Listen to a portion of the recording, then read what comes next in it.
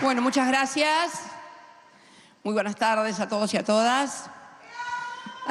Yo también los amo a todos. Nada, Maru, Susi, a todos los docentes, alumnos, familias. Qué maravilla este primer encuentro del Congreso Nacional Educativo y por muchos más, Maru, por muchos más, por favor.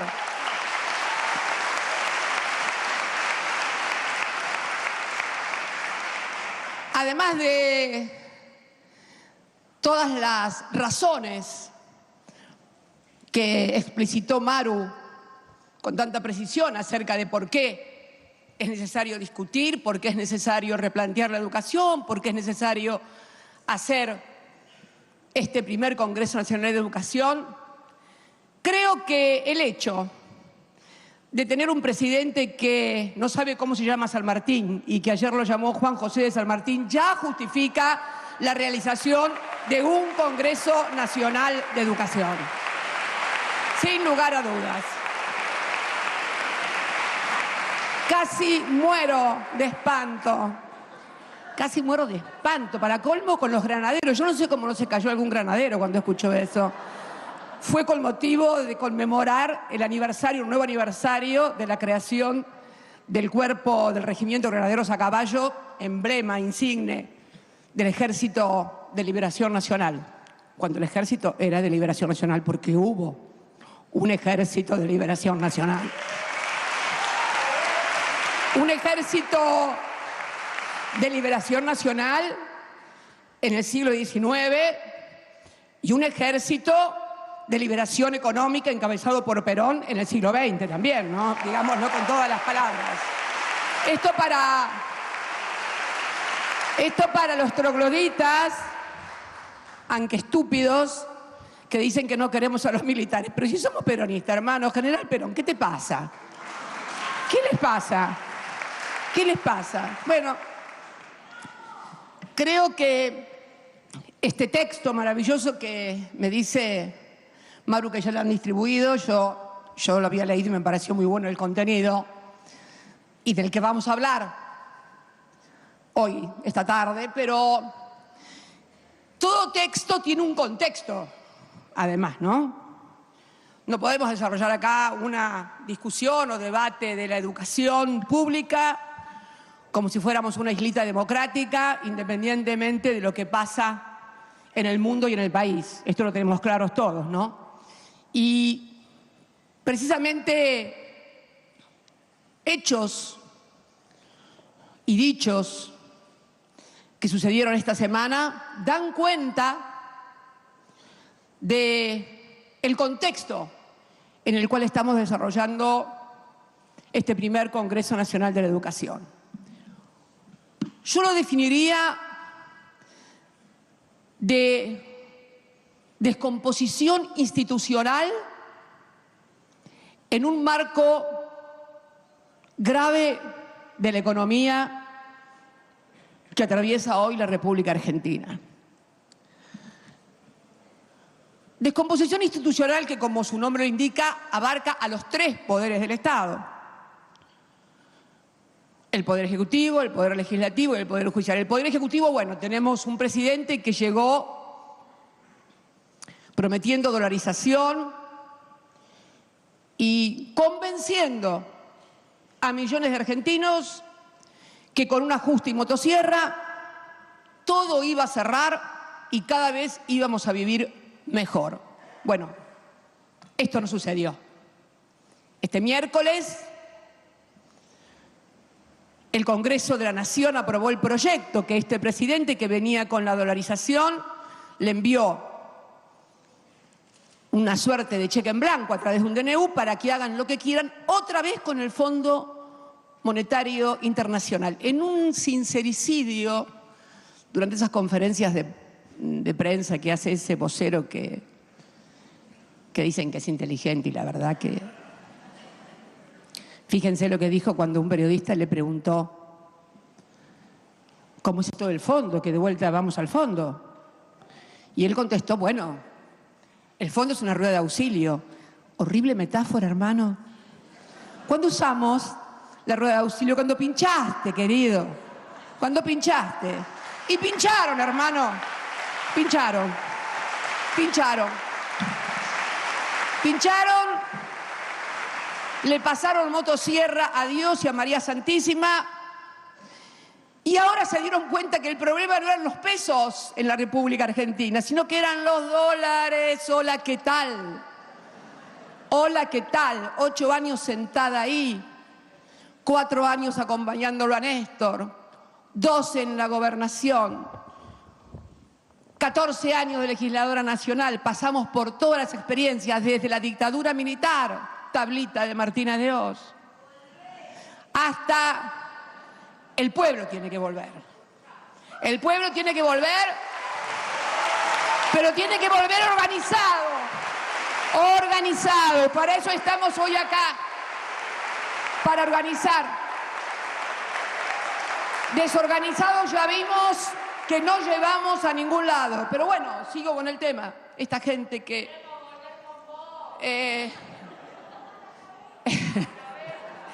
Bien.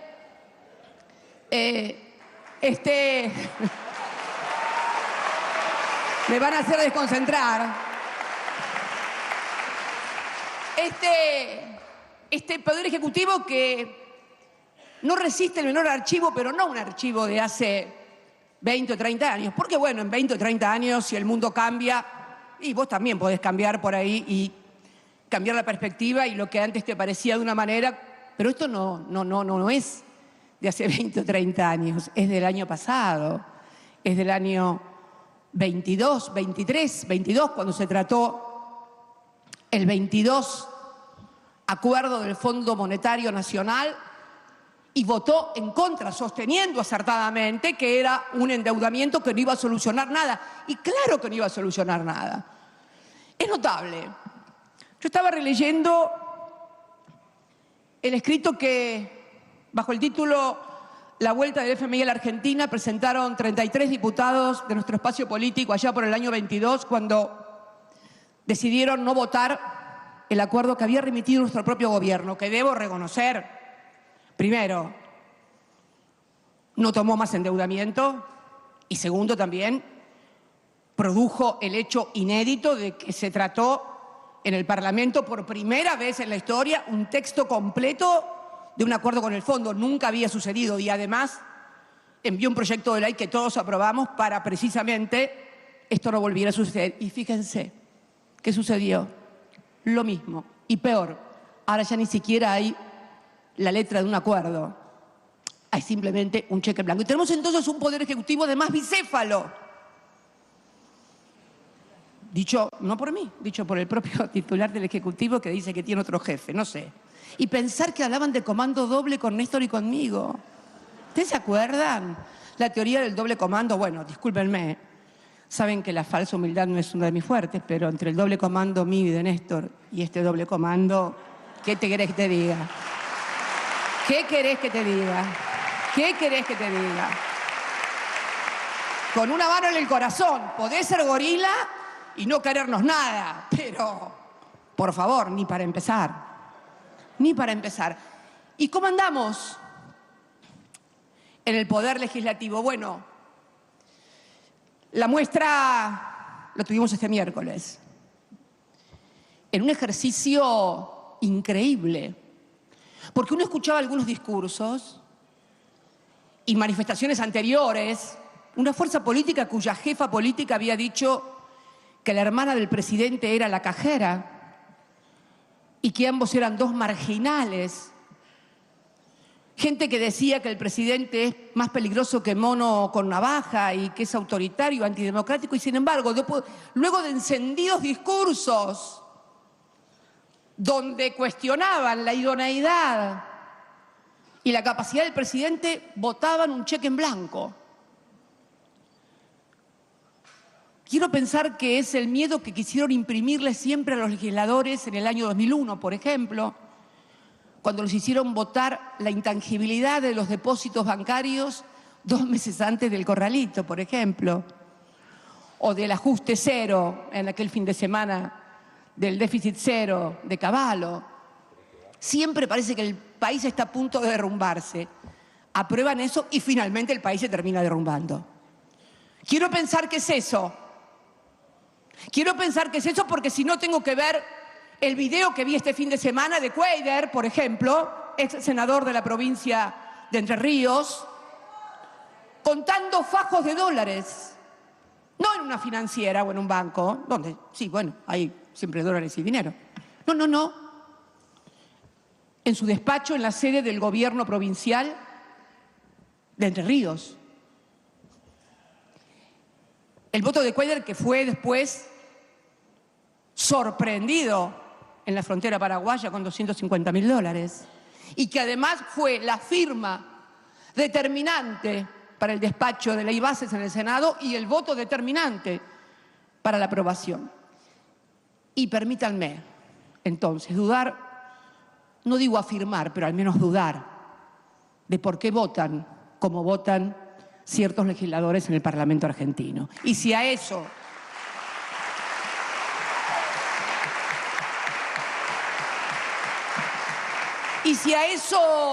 le sumo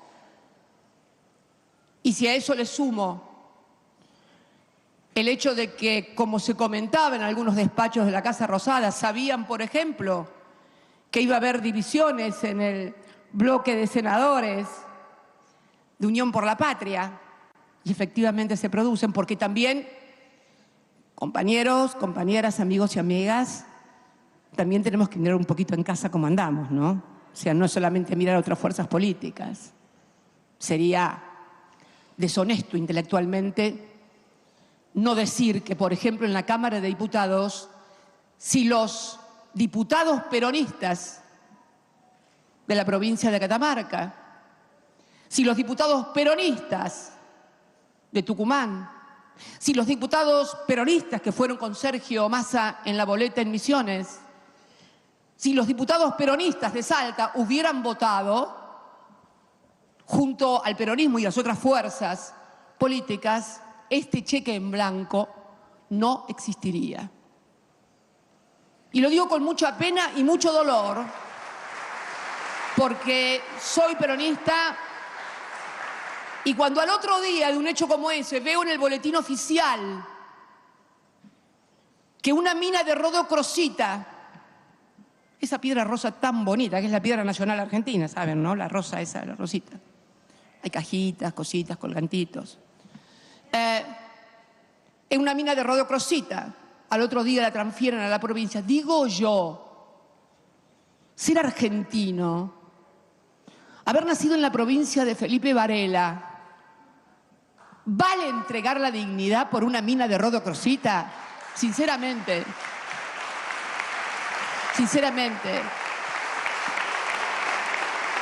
Creo que es muy grave lo que está pasando. Y esta crisis se da también, obviamente, claro, sí, en el Poder Judicial, con una corte en la cual de los 4 integrantes, 3 aceptaron ser designados por decreto. 2 de los cuales después el Senado les dio el acuerdo, pero habían aceptado ser designados por decreto. Y este otro, impresentable, que hace 1 mes o 2 meses, en la audiencia que toma la Comisión de Acuerdos en el Senado, manifestó que él jamás aceptaría ser designado por decreto y hoy lo tenemos sentado después de haber jurado.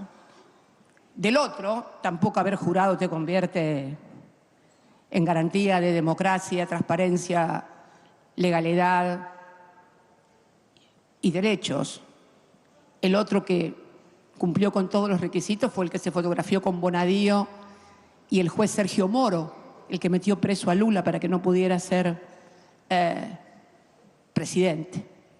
Esta es la historia. Y este Poder Judicial es el que aún mantiene vivo el decreto 70/23. ¿Ustedes se acuerdan de nuestro proyecto de democratización de la justicia? En 1 mes lo declararon inconstitucional. Este decreto 70 es una reforma encubierta de la Constitución y aún está vigente. Este marco de descomposición institucional se da además en un marco de agravamiento de la pinchadura del modelo económico que nos planteaban como el más exitoso de los últimos 100 años, 200 de la historia, y terminaste en el fondo. Ayer, 196 millones de dólares tuvo que vender el Banco Central de la República Argentina. En 6 días, en una semana, vendieron el 30% de los dólares que compraron entre el 1 de enero, o sea, en todo el primer trimestre prácticamente. Está claro por qué viene el fondo y a qué viene el fondo. Este es el marco, y esto se da en un marco creciente de aumento de despidos, suspensiones en las fábricas, recrudecimiento de precios en materia de alimentos, etcétera, etcétera, etcétera. ¿Por qué remarco esto? Porque a diferencia de otras crisis en las que me tocó vivir, el hecho de tener unos cuantos años más que muchos de ustedes tiene también algunas ventajas, el grande por ahí también trae aparejada algunas ventajas. Es que en las anteriores crisis, la crisis del 89, por ejemplo, que significó el adelantamiento por parte del presidente Alfonsín de elecciones y de entrega del poder, encontró una Argentina que todavía tenía un sistema bipartidista, con 2 grandes partidos políticos. Había solidez institucional. Lo mismo pasó en el 2001.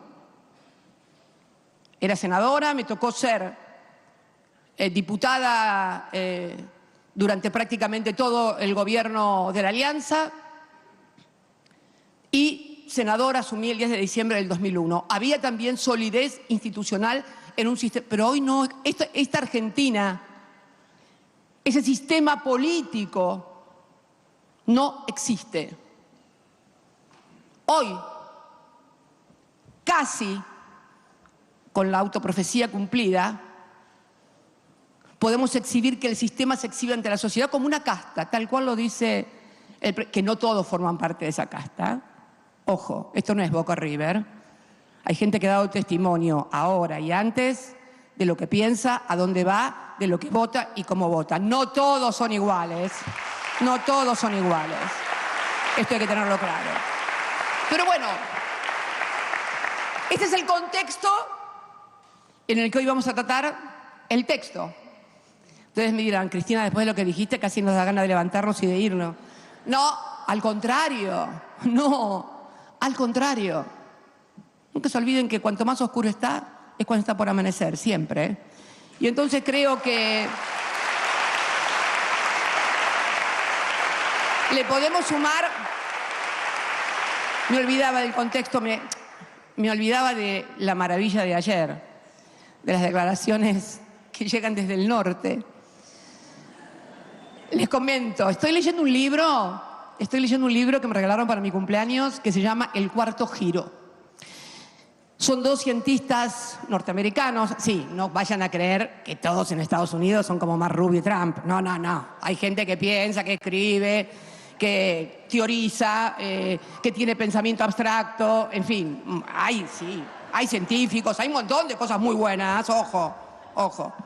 Pero bueno, estoy leyendo esto y la tesis de este cuarto giro es que la interpretación de la historia, que según ellos ha hecho el progresismo, que era siempre la historia progresando, ¿no? Siempre la historia mejorando, es equivocado. Que en realidad la historia es cíclica, que tiene comportamientos cíclicos y que conociendo los ciclos de la historia uno puede predecir lo que vendrá. Esta es la tesis principal. Ahora estoy ya avanzando en el libro. Y esta es la tesis principal, que hay ciclos. ¿Y cómo se miden esos ciclos? Y dice que son prácticamente la vida de una persona, entre 80 y 100 años. Y ayer, cuando desde Estados Unidos largan esta prohibición de ingreso, es como que 80 años atrás, este año se cumplen 80 años del 45, de Braden o Perón. Increíble, dije yo. Un trabajo práctico es esto. Casi un trabajo práctico del cuarto giro. Una maravilla. Una maravilla. Una maravilla. Una maravilla. Pero bueno, así estamos. Muy a pedido. Este hombre no se la banca solo. No se la banca solo. Le molesta lo de Chemila y lo lamento. Pero, y por supuesto la frutilla del postre ayer, casi en sincronización, el Tribunal de Casación macrista negando el recurso extraordinario ante son de manual. Son de manual. Pero así están las cosas. Bien, vamos al texto y a esto que se ha llamado Líneas para una nueva estatalidad en materia educativa. Me encantó lo que dijo Maru respecto de reconocer y de asumir. Hay malestar con la educación pública, hay malestar en las familias porque los chicos no tienen clase todos los días o porque los colegios no están bien equipados o no están conservados o no son buenos. Hay malestar en las familias. Hay malestar en los docentes porque los padres no le ponen límites y horarios a los jóvenes o prácticas de cómo manejar su tablet y estar con los aparatos, porque no hay respeto en el aula. Y también hay malestar en los niños, más que en los niños, en los adolescentes, sobre todo en la escuela, ¿no? Porque sienten que esto que fue el viejo sueño argentino de la educación como pasaporte al progreso y a la movilidad social, la educación pública, ha dejado de existir.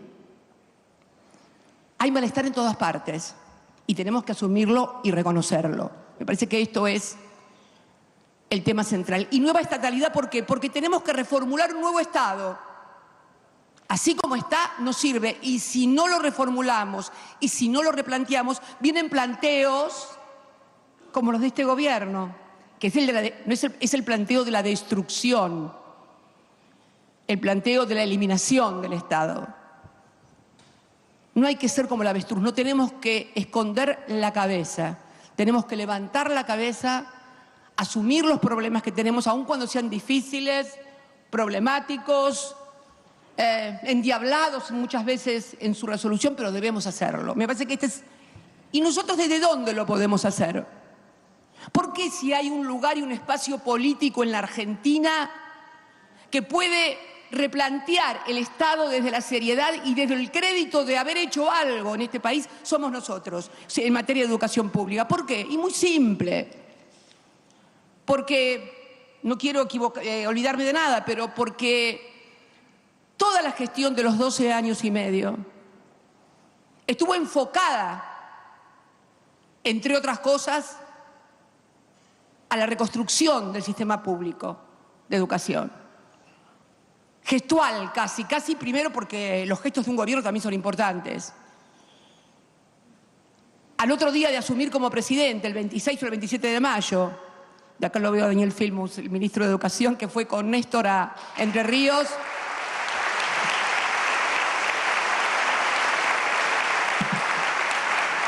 Entre Ríos, gobernado por Sergio Montiel, si mal no recuerdo, que era de la Unión Cívica Radical. No era que fuimos a auxiliar a un peruca, a un cuca, no. Un radicheta, UCR, que llevaba meses de huelga. Fuimos a levantar esa huelga, a pagar, porque esto de ir simbólicamente, poner la jeta y después rajarte, no. Ustedes saben que los problemas de plata se solucionan únicamente con plata. Y eso fue lo que hizo el gobierno de Néstor Kirchner. Fue levantar una huelga que duraba meses. Bueno, el salario docente, que ni hablar. No solamente el salario docente en general, de la educación primaria, secundaria y de la universidad en general, el aumento fue exponencial, un 89%, frente a una caída que hoy sigue todavía en 25 puntos aproximadamente de caída. El programa Raíces, que fue un programa de repatriación de científicos, donde volvieron al país 1.299 científicos, 1.299 científicos. A razón de 100 por año. Financiamiento de educación técnica, que llegamos en muchas oportunidades al 0,2 de los ingresos que prevé la ley. La ley de educación sexual integral, esa que esta gente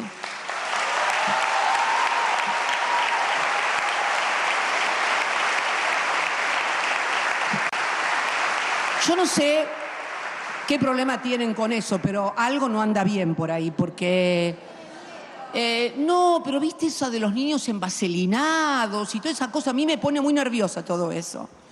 Y entonces en la ESI podemos comprobar, no nosotros los cucas, no, desde el Ministerio Tutelar de la Ciudad de Buenos Aires del macrismo, comprobado absolutamente que 3 de cada 10 denuncias de abusos infantiles, está comprobado, macrismo hizo esto, comprobó que 3 eran después de haber tomado una clase de educación sexual integral.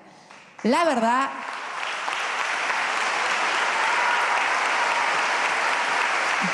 el FONID, la Ley de Financiamiento Educativo, 6% del PBI que alcanzamos como marca la ley precisamente en el 2015.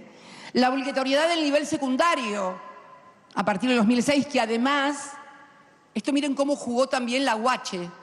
Ahí la UH, que potenció a partir del 2009 la matrícula secundaria de los jóvenes, porque claro, los pibes iban, los padres los hacían ir al colegio porque cobraban la asignación universal por hijo, el chico ya no tenía que salir a trabajar o ayudar, y entonces, porque necesitaba además el certificado de escolaridad. Bueno, los canales educativos, Paca Paca, esa que había un legislador libertario que no sé qué problema tenía con Paca Paca, bueno, pero recibió un Martín Fierro, varios Martín Fierros creo que recibió Paca Paca. Sí, en el extranjero también. Libros, que recién decía Susi, 57 millones de libros entre el 2007 y el 2015. 57 millones de libros.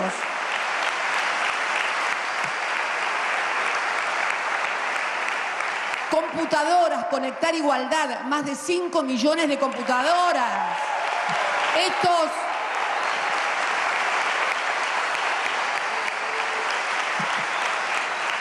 flaco, mucho Elon Musk, pero más que ir a verlo a Elon Musk, dale computadoras a los pibes de la secundaria.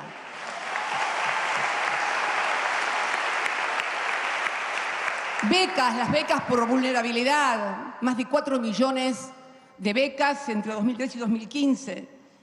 Los programas de orquestas y coros infantiles que fueron una maravilla también. Tecnópolis, el programa de Nuestra Escuela que fue de formación docente. Becas Progresar, más de 1.400.000 becas Progresar que permitieron que muchos pibes terminaran la secundaria y pudieran continuar en la universidad. La obligatoriedad de la sala de 4, vamos a hablar de eso porque ahora tenemos una caída de la natalidad importante, pero lo que puede ser malo puede ser una oportunidad para replantear la organización también educacional. Y lo que yo considero también una de las perlas, que es la creación de 19 universidades nacionales.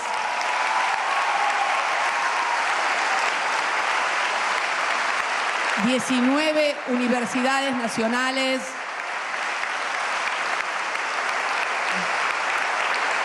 Esto lo digo como egresada de la Universidad Nacional de La Plata, de la UNLP.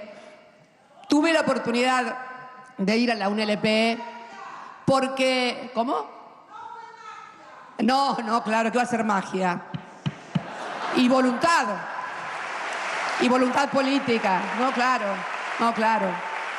Y yo siempre dije que si no hubiera vivido en La Plata y tener a 24 cuadras de mi casa en la universidad, posiblemente no hubiera podido ir a estudiar. Néstor tuvo padres que podían mandarlo desde Río Gallegos a La Plata a estudiar. Yo no sé si a mí me hubieran podido mandar desde la Patagonia a estudiar.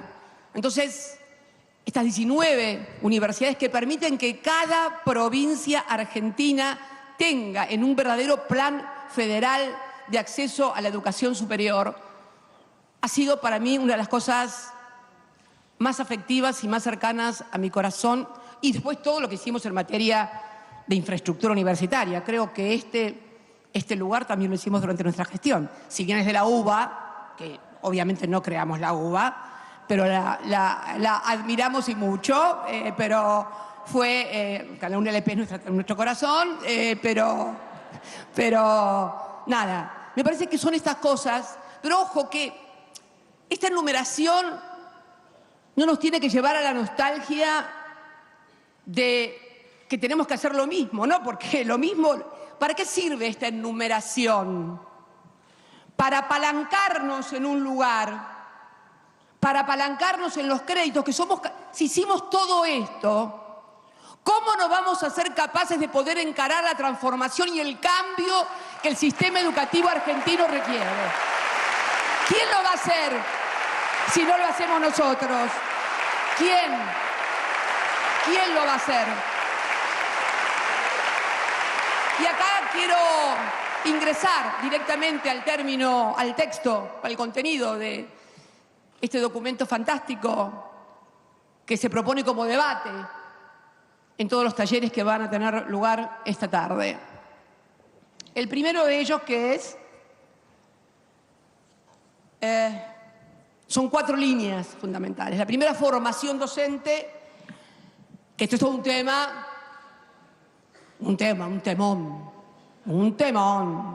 temón, complicado, muchas veces álgido de abordar, pero tenemos la obligación de hacerlo.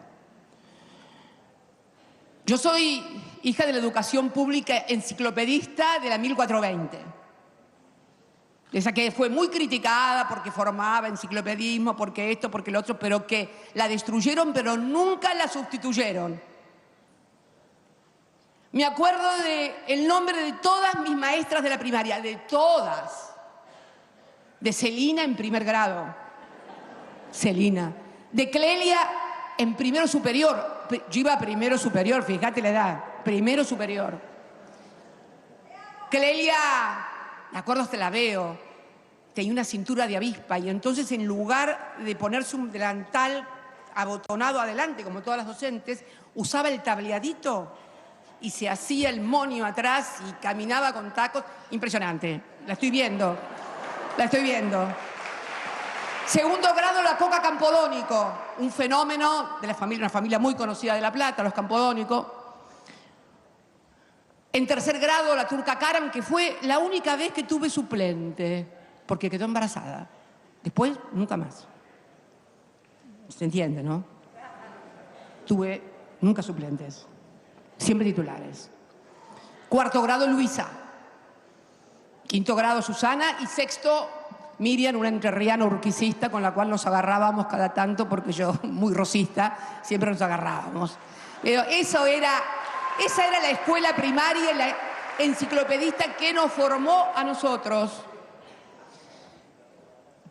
Yo creo que hubo un punto de inflexión, y que fue en los 90, cuando precisamente bajo la excusa de la federalización, por eso lo anoté, Maru, cuando hablaste, no fue ningún concepto federal el que hizo transferir las escuelas a las provincias y los institutos de formación. Fue un criterio absolutamente fiscalista para ahorrar. Y en lugar de federalizar, fragmentaron el sistema de formación docente. Lo fragmentaron profundamente.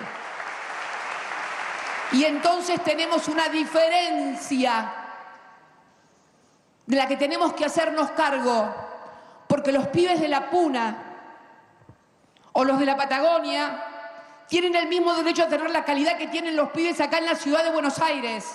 Y eso lo tiene que garantizar el Estado Nacional a través de los institutos nacionales de formación docente, de un solo instituto. Miren,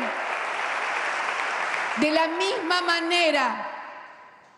la misma manera que la CONIAU logró que la universidad argentina fuera un ejemplo y fuera defendida en la calle. Los que dicen que la sociedad no defiende, mentiras. Pero ¿saben qué? La sociedad defiende lo que siente que le es útil. Lo que siente que no le presta el servicio que tiene que tener. Cuando siente que no le da las cosas el Estado, eso no lo va a defender. Pero ¿ustedes recuerdan alguna manifestación más masiva de los últimos años que la que hubo con la universidad pública en las calles de Buenos Aires? Yo no recuerdo ninguna. Y esto revela que nuestra sociedad está dispuesta a luchar por lo que le es útil. Y también debemos reconocer que el Estado ha tomado, o había tomado, o todavía ha tomado una suerte de burocracia que finalmente permite que tenga clivaje ese discurso antiestado. Porque el trabajador, y es duro lo que voy a decir, pero no deja de ser cierto por más que sea duro. El trabajador formal o informal, privado, registrado, no registrado, pero el que está fuera del Estado, siente que el trabajador estatal es un privilegiado. Primero porque tiene estabilidad, cosa que no le pasa a ningún trabajador en el sector formal o informal. Segundo, porque siente que puede tener carpetas médicas o cosas que no tiene el sector privado. Tenemos que hacernos cargo de esto, porque por eso la gente... Alguna inclusive disfruta, no le interesa que sean empleados públicos y el gobierno se regocija en esa crueldad y tenemos que hacernos cargo. Lo peor que puede pasarnos es ignorar la realidad. Tenemos que asumirla no para aceptarla, sino para transformarla. Esto es clave.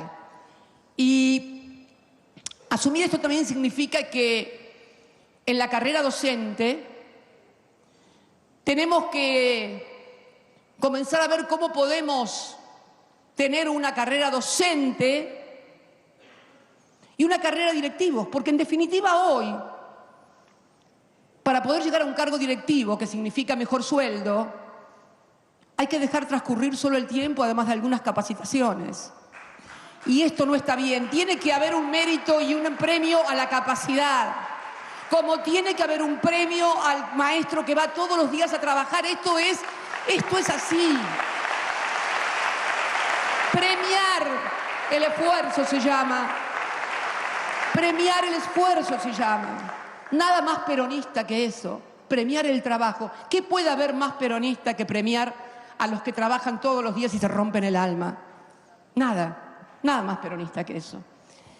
Y hacer esa formación docente, porque también tenemos que lograr que el docente no se quiera ir del grado porque tiene mejor sueldo al cargo directivo. Tenemos que premiar al docente que le gusta, pero tenemos que premiarlo en serio. Y tenemos que hacer también y discutir una carrera de directivos. Ustedes saben que en Estados Unidos, en las universidades, los presidentes o rectores de las universidades muchas veces... Universidades donde tienen 3 o 4 premios Nobel dando clases. El premio Nobel no es el que dirige la universidad. Por ahí lo tienen un licenciado en administración, preparado para liderar grupos humanos, porque conducir un grupo no es una cuestión pedagógica. Conducir un grupo es una cuestión de liderazgo, de relaciones humanas y de preparación. Y de aptitudes naturales para eso. Tenemos que indagar y ver cómo vamos por ahí también. Por eso creo que tenemos mucho para discutir. Después está el tema de una nueva ética digital. Bueno, esto es todo, esto es un temazo. Por eso digo que yo me acuerdo de mis maestras, pero pobrecitas, ese sistema ya no podrían lidiar con esto. ¿Y qué significa? Hoy los pibes y las pibas, lo veo con mis nietos, son consumidores digitales. Consumidores. Nosotros tenemos que preparar al colegio para que convierta a esos consumidores en creadores, productores y desarrolladores digitales, de manera tal de que puedan desarrollar una economía digital. No negarlo. Fijar parámetros, fijar protocolos de utilización, todo lo que ustedes quieran. Pero no podemos ignorar el peso específico y el futuro inmediato en materia digital que podemos lograr para los pibes. la escuela como una comunidad, con una nueva arquitectura institucional. Bueno, ahí me encanta porque me parece que la escuela sale de la escuela. Esto no significa que los 60.000 establecimientos educativos estén obsoletos, pero no terminar el proceso educativo únicamente en el perímetro del colegio. Hay otras vivencias, los clubes. ¿Ustedes vieron lo de Bahía Blanca? ¿Vieron el rol que cumplieron los clubes y las organizaciones no gubernamentales en todo lo que fue la atención, en todo lo que es el tejido social, el tejido comunitario? Aprovechemos y asentémonos en el tejido comunitario, porque además tenemos que ir a una escuela de jornada completa, en serio, en serio. Una escuela de jornada completa, pero no empezar masivamente, sino en los sectores más vulnerables. Si estoy en La Matanza, tengo que ir con escuelas en San Petersburgo, en Puerta de Hierro, en González Catán, no en San Justo o en Ramos Mejía. Y si estoy en Lomas, tengo que ir no a Banfield, tengo que ir a Fiorito, a Budge. Nosotros tenemos que sacar a los pibes de la calle. El próximo gobierno, después de este desastre, tiene que sacar a los pibes de la calle. Si no, muchachos,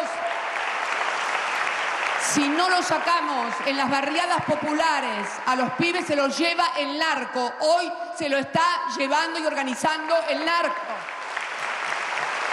Ante nuestros ojos y narices, tenemos que lograr una escuela en donde el pibe desayune, almuerce y merende, después a su casa. Pero esa escuela tiene que empezar en los sectores más vulnerables. Y si nos falta infraestructura, utilizar lo de la escuela comunitaria. Y también pienso, porque ustedes saben que venimos en caída con la natalidad, saben eso, ¿no? Les cuento que la natalidad venía creciendo, creció mucho en nuestro gobierno, año tras año nacían cada vez más pibes, cada vez más pibes, cada vez más pibes. ¿Saben cuándo fue el último año que nacieron más pibes que el anterior? El 2015. No me digan una guarangada que me dijo un diputado que está por acá, que atribuyó a razones estrictamente, en fin, no importa, dejémoslo ahí. Pero no importa, dejémoslo ahí. Pero de ahí en más, la caída de la natalidad de 730 y algo mil, no me acuerdo, 700 y pico allá por el 2015, estamos en 400 y pico, una caída que nos va a afectar también en los jardines de 3 y los jardines de 4, pero fundamentalmente donde nos va a afectar va a ser en que vamos a tener menos trabajadores en actividad que puedan sostener el sistema previsional. No como dicen esto por la moratoria, no, porque hay caída demográfica, porque el fenómeno es global, hay caída de la natalidad. Entonces necesitamos que la población económicamente activa aumente la productividad con valor agregado, con innovación tecnológica, para poder sostener a los mayores. En la Argentina tenemos una ventana hasta el 30-35, a partir del 35 aproximadamente somos más población grande que jóvenes. Hola, ¿qué tal? Esto es lo que está pasando y para lo que los tenemos que preparar. Y para eso entonces necesitamos esta cuestión que decía Maru también, de que la universidad, nuestro sistema científico, nuestro CONICET, nuestro sistema científico, se meta en el colegio secundario, conjuntamente con las empresas privadas, a partir de políticas desde tributarias, arancelarias, etcétera. Necesitamos esto. Y necesitamos dualizar el secundario. Un secundario para los que tengan continuidad universitaria y un secundario para los que hagan el secundario pero estén preparados, como acá contaba Susi en su escuela, para afrontar el mundo del trabajo. La desocupación, que fue 6,4, si uno la desagrega por franja etaria, entre los 14 y los 29 años, la desocupación es del 13,1. Son todos los jóvenes, muchos jóvenes varones que votaron este gobierno, desocupados. Y la franja etaria de 29 a 64, que es cuando pueden acceder al beneficio jubilatorio, es del 4,5. O sea, los jóvenes desocupados, también fenómeno global, es 3 veces superior a la de los adultos de 29 a 64. Este es el mundo que tenemos y el mundo que viene, y que esto va a tender a agravarse. Con lo cual también esa escuela secundaria con salida laboral va a tener que pensar en cómo aprontar a la gente y a los jóvenes en cuidados para la salud, en cuidados para la tercera, porque la economía de cuidado de la gente mayor también va a ser una gran actividad y una gran economía. Este es el mundo que viene. Tenemos que estar preparados. Y como estamos organizados, no servimos. Tenemos que tener una organización diferente. Y creo que lo podemos hacer.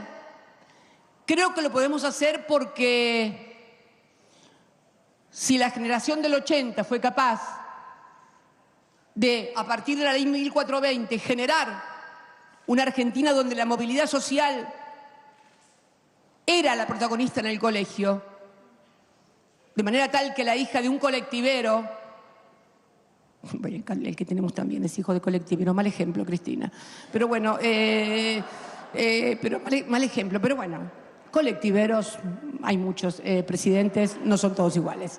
En fin, me parece que esto es clave para el mundo que viene, y creo no solamente que lo podemos hacer, sino que lo debemos hacer. Yo confío mucho en que docentes, alumnos, científicos, empresarios puedan abordar este tema y construir una propuesta diferente. Estoy absolutamente convencida de eso. Y quiero terminar. Bueno, ¿cuánto hace que estoy hablando, che? Para disgusto de Trump y Marco Rubio, voy a terminar con un proverbio chino. Sí.